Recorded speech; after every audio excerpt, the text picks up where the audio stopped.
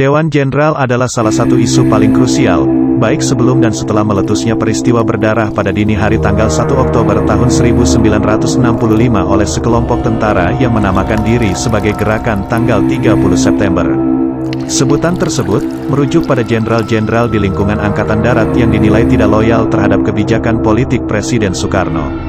Sebelum peristiwa itu benar-benar meletus, Bung Karno ternyata pernah bertanya kepada Panglima Angkatan Darat, Letnan Jenderal Ahmad Yani mengenai Dewan Jenderal. Seperti dikutip dari buku G30S Fakta atau Rekayasa, yang ditulis oleh Julius Baur, halaman 106-107, Rabu tanggal 27 September tahun 2017, percakapan itu termuat dalam dokumen Tim Pemeriksa Pusat, TPRPU, 2 lembar surat nomor 12 RHS 1966, tanggal 16 September tahun 1966, berbentuk pertanyaan tertulis tim kepada Bung Karno beserta jawabannya. Berikut tanya jawab tersebut, benarkah Bapak Presiden memanggil DN Aidit dari Moskow untuk mengumpulkan bahan penyusunan teks pidato tanggal 17 Agustus tahun 1965? Saya hanya memanggil Nyoto, Menteri Negara diperbantukan pada Presidium Kabinet Dwikora, untuk menyumbangkan pendapatnya. Apakah sebelum tanggal 28 September tahun 1965, Bapak Presiden telah menerima laporan lisan atau tertulis dari Subandrio mengenai kegiatan PKI dan ormas-ormasnya?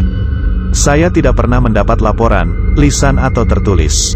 Bagaimana mengenai laporan Pos BPI Jawa Tengah, berisi saywor bahwa Dewan Jenderal akan melakukan coup?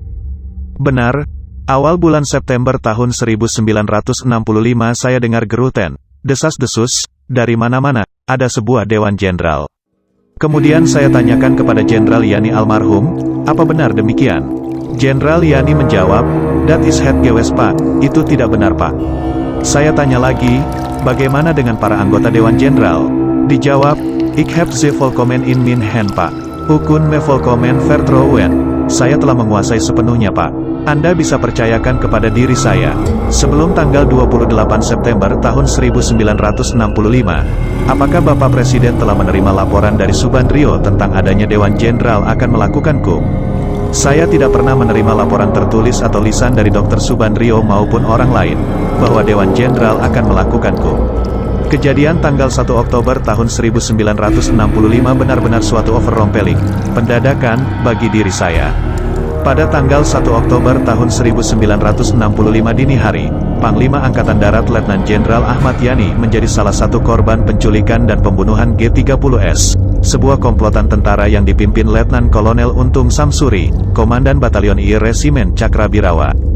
Padahal hari itu, pukul 7, Yani sebenarnya dijadwalkan bertemu Presiden Soekarno di Istana Negara.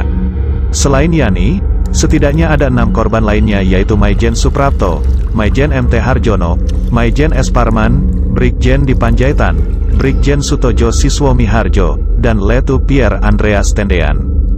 Belakangan, setelah peristiwa, Panglima Kostrad, yang kemudian menjadi Panglima Angkatan Darat dan Presiden, Mayor Jenderal Soeharto, menyatakan bahwa Dewan Jenderal tidak pernah ada.